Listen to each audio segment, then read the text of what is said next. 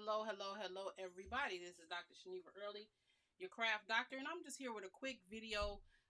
Yesterday we were talking about designer paper or pattern paper, and so I wanted to show you some examples of how, if we don't actually have the right color, we still can have the right paper.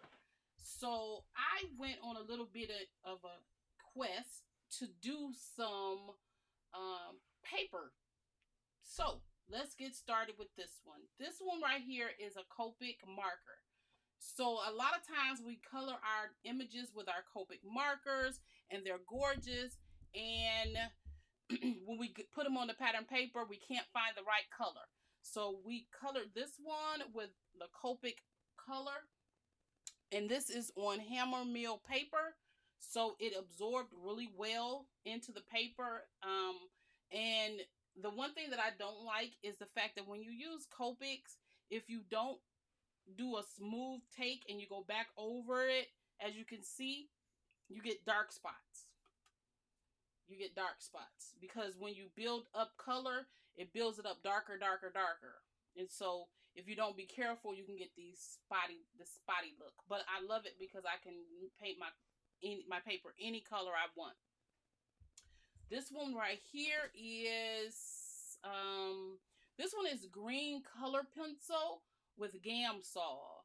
And so I was able to color the whole page with a colored pencil, Arteza colored pencil, and then I used the Gamsol with the blending stump and blended it out to give a smooth look. This and this looks close to one another with that dark spot. I did that on purpose because I wanted to see if I can kind of mimic that, and I did. And so this paper is just as smooth, and this is also that hammer mill paper, and it's just as smooth as a Copic marker, and you don't see pencil strokes on here. Okay, this one right here is Spectrum Noir Quick Dry ink pad. So I took the ink pad, laid the paper down, and I just went straight over it with the ink pad. And then I took a stamp from that stamp set that I used yesterday, this one, and I stamped the butterflies on it. And it makes a cute background piece of paper. You know, it really does. It doesn't have any like dark or light spots or any of that. So that's really wonderful. Okay, the next one is this one. This one is the opal polish. And it's smooth, and it does leave streaks depending on how thick you put it on. So you're supposed to put it on very lightly, but it makes a good stamping platform to make your own designer pattern paper, right? Opal polish. These two were two of my favorites. Both of these are watercolor paper from Arteza. Arteza watercolor paper. You know what? This is not watercolor. It's mixed media. I was wondering why it was so lightweight feeling. It's mixed media paper, but it's the same type of thing as watercolor. It took the water very nicely. I did these two different. They're the same color, but the reason why they look different is because this is wet on dry, which gives you that sparkle, real deep sparkle. This one was wet on wet. It gives you a nice, soft, patterny feel. But the sparkle, I don't know. Can you see the sparkle? It still has sparkle. I can see it, but there it is. You can see it right around this area. It's very a soft pattern of paper. So whatever you stamp on there, whatever color, you can put a nice dark color on top of this, and it will be it'll be fabulous. So don't shy away from making your own pattern designs. You would never have really known that I did this myself without me telling you. You know, you can tell that I did this only because I have a couple of spots. But besides that, if you pop this baby in a MISTI and stamped it, you know, more than one time, and it came out solid, it looks like pattern paper. So this stack of pattern paper here. This is the pattern paper that came in the pattern book that I got. Sorry, I knocked down my mic. That I got from Mrs. Moore. Oh, where's the front of this thing? I took out the sheets for this paper. I can't find the front of this pad. I might have already tossed the front. But this paper pad these are the rest of the papers in the pack. And so I don't know where the front of it is.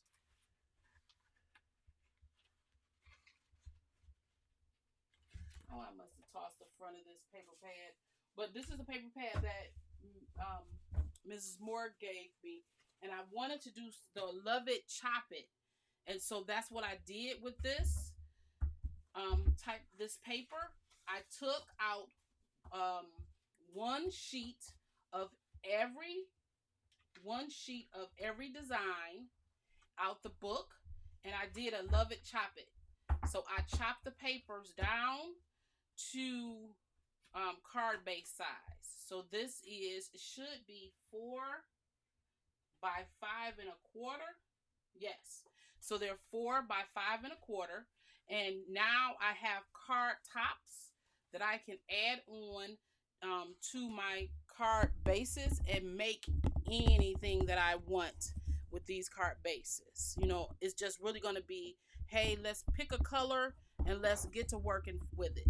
That's the reason why I did this, so that I can just pick, you know, a design, a stamp set, add words to it, add some ribbon to it, and voila, I have a design. So that's what this is. So I did do the Love It, Chop It. And the reason why I did this in particular, these stacks of the Love It, Chop It, is because I need to make some card designs for my chemo care kit that I'm giving out to my essential workers to the utility company in the next week. But also because I stumbled upon this. And I'm sure you've seen it before if you watch her videos. This is from Christina Warner. She created this sheets to help you sketch out your own designs. And so she did A2, 5 by 7, which is A7, a slimline design, a mixed method that had 2 of each verticals and horizontals.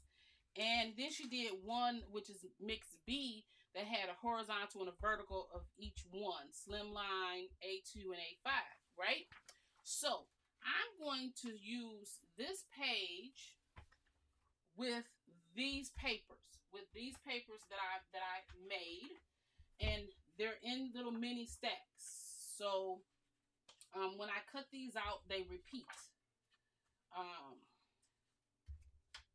So if you notice, they repeat like this, because when I cut them out, they repeat. So on and so forth. Like this is this too.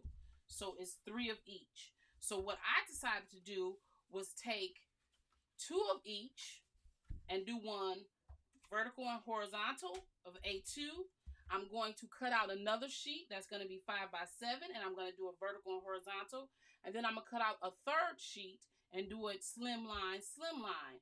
And I will use the same stamp set when I do it in order to see what I can do with a stamp set. I want to see what I can make from the same stamp set, horizontal and vertical on each one of these. So I'll use the same stamp set, and maybe I will use where's like one of the cards I just did. So I'll take this stamp set and cut it out twice, and I will put it on here vertical with maybe some ribbon or something like that, or take this stamp set, cut it out, and make it horizontal.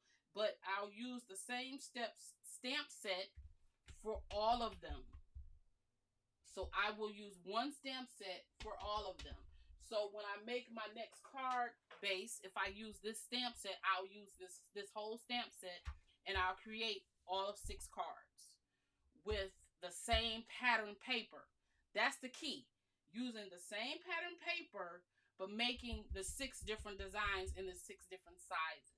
So you have less real estate on this one than you do on this one, but maybe I can't use I can use this big one on the A2 and it take up all of the space, but when I put it on the A5, I have to combine it with something else. And so that's what I want to see.